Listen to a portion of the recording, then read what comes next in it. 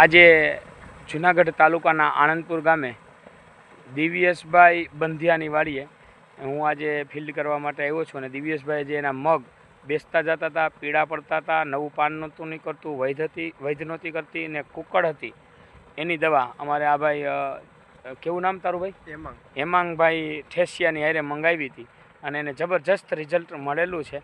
તો પહેલાં આપણે દિવ્યેશભાઈ પાસેથી સાંભળીએ અને દિવ્યેશભાઈ દરેક ખેડૂતને ભલામણ કરવા માગે છે, તો આપણે દિવ્યેશભાઈ પાસેથી સાંભળીએ. દિવ્યેશભાઈ, પહેલાં તમારું નામ, ગામ બોલો ને. મારું નામ બંધિયા દિવ્યેશ મેરામણભાઈ છે. અમે આણંદપુર રહી છીએ અને તમારો તાલુકો જિલ્લો 2 જુનાગઢ. હા. અને આપણે મગમાં દવા છાંટી હતી, જે પ્રફુલભાઈએ ડોઝ મોકલ્યો હતો. હા. એ દવા છાંટી અને એ દવાનું બહુ સારું રિઝલ્ટ મળ્યું છે.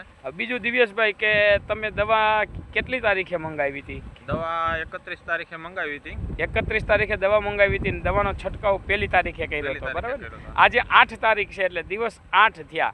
તો 31 તારીખે તમે દવાનો ડોઝ મંગાવ્યો હતો ત્યારે તમને ખબર હતી કે પ્રફુલભાઈ પાસેથી દવા લેવું તો રિઝલ્ટ મળશે? હા, 100% ખબર હતી કે પ્રફુલભાઈ જે આપને ડોઝ આપે એ ડોઝ કમ્પ્લીટ વ્યવસ્થિત તમે કોઈ પણ ખેડૂત છાંટે એટલે એનું વ્યવસ્થિત જ રિઝલ્ટ આવે અને બહુ સારું રિઝલ્ટ આવે. બરાબર છે. બીજું કે જ્યારે તમે 31 તારીખે દવા છાંટી ત્યારે તમારા મગના છોડ કઈ રીતના હતા?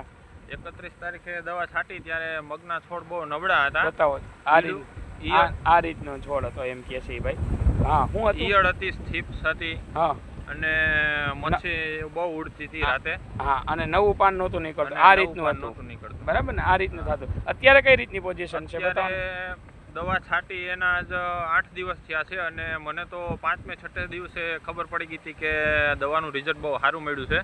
એટલે આપણે પ્રફુલભાઈને ફોન કરીને બોલાવ્યા અને મગ જોવા બોલાવ્યા. બહુ સારું રિઝલ્ટ મળ્યું છે. તમે મને વિડીયો મોકલો તો પેલા આવા હતા અને હવે આવા થઈ ગયા, બરાબર ને? હા, 2 દિવસ પહેલા મેં તમને આપણે આપણા એક છોડ ઉપાડ્યો તો કે અત્યારે આવા થઈ ગયા, તો દરેક ખેડૂતને બતાવો ને પછી લાઈવ બતાવું તમારું ખેતર. તમારા હાથમાં છોડ હતો જે આપણે છોડ ઉપાડ્યો તો એ બતાવો. આ નવો છોડ છે અને વ્યવસ્થિત બતાવો. હાથમાં મૂળ પકડી અને છોડને બતાવો બધાને. ખેડૂતનો વિકાસ પણ સારો છે અને એમ નહીં, આવી રીતે કરીને બતાવો દરેક ખેડૂતને. હા, આ રીતના છોડ અત્યારે થઈ ગયો છે.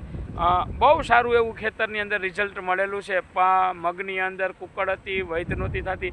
જોઈ શકો તમે દરેક ખેડૂત આ રીતનું.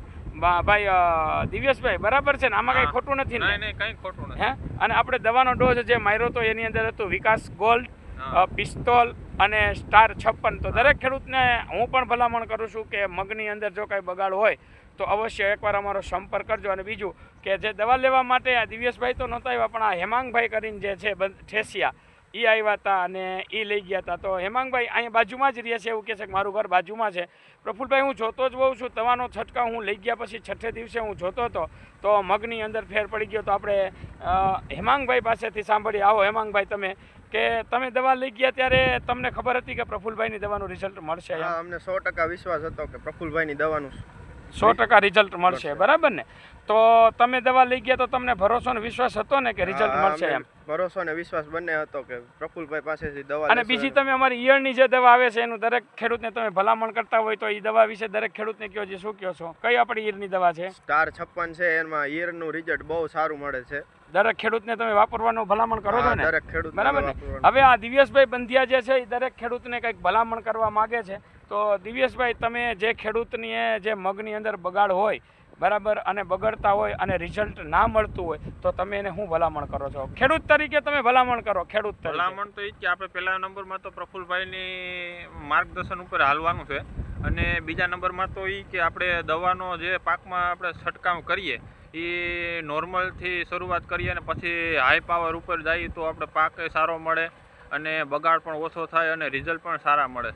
હા, બરાબર. દિવ્યેશભાઈનું કહેવાનું એવું છે કે તમે હેવી ડોઝ મારો તો નોર્મલ દવા પછી કામ નથી કરતી, એટલે શરૂઆતની અંદર જો જરૂર હોય તો જ હેવી દવાનો ઉપયોગ કરજો, એવું કહેવાનું છે ને તમારું? બરાબર ને? અત્યારે ઘણા બધા ખેડૂત અત્યારે 3-3, 4-4 દિવ્યેશભાઈ જમણા કહેતા હતા કે પ્રફુલભાઈ મારી બાજુમાં 4 ડોઝ માર્યા ત્યારે એ કે એને રિઝલ્ટ મળ્યું. તો એવી રીતે તમે ખોટા ડોઝ મારતા નહીં, પૈસાનો બગાડ કરતા નહીં, અને એક ડોઝની અંદર જ તમને રિઝલ્ટ મળે એવું કામ તમે કરો. બરાબર ને દિવ્યેશભાઈ? બરાબર ને? બીજું કાંઈ ખેડૂતને કાંઈ ભલામણ કરો? તમને કેટલા ટકા રિઝલ્ટ મળ્યું એવું અમને તો 100% રિઝલ્ટ મળે છે. આજથી 4 વર્ષથી અમે પ્રફુલભાઈના કોન્ટેક્ટમાંથી એ જે ડોઝ આપે એ જ ડોઝ અમે છાંટીએ છીએ. કંઈ અમે કહેતા નથી કે તમે આ દવા આપો, આ દવા આપો. એ એમ કહે કે તમે આ દવાને આ છાંટી દો, એટલે અમે આખું વીચીને છાંટી દઈએ અને 100% રિઝલ્ટ મળે છે. હા, આ આપણા હેમાંગભાઈ છે, આ હેમાંગભાઈ ઠેસિયા. હેમાંગભાઈ આગળ મને એવું કહેતા હતા કે પ્રફુલભાઈ અત્યારે આપણે 3 કે 4 ખેતરની અંદર વિઝિટ કરવાની છે, તો એ કોણ કોણ છે ને તમે એને શું સમજાવ્યું હતું હેમાંગભાઈ? અમારે એક અહીંયા બાજુમાં છે મારા મોટા પપ્પાનો ભાઈ, હા, સાગર કરીને, હા, એના મગે વિઝિટ કરવાની છે, એમાં દવા છાંટવાની છે. તો એને તમે સમજાવ્યું છે કે પ્રફુલભાઈ આવે છે તો આપણે એને બતાવી દઈએ? હા, પ્રફુલભાઈ એને મેં કીધું હતું કે પ્રફુલભાઈ હમણાં અહીંયા આવે એમ છે, એને આપણે બતાવીએ. એ કે દવા છાંટવાનું એ પ્રમાણે આપણે દવા છાંટીએ એટલે આપણે 100% રિઝલ્ટ મળશે. તો તમને વિશ્વાસ છે કે હું દવા દઈશ એનું અમને રિઝલ્ટ મળશે? 100% વિશ્વાસ છે કે પ્રફુલભાઈ જે દવા આપે એનું રિઝલ્ટ બહુ સારું મળશે. શ્યામ એગ્રોટેક જુનાગઢ. આભાર દિવ્યેશભાઈ અને આભાર હેમાંગભાઈ. શ્યામ એગ્રોટેક જુનાગઢ, પ્રફુલભાઈ.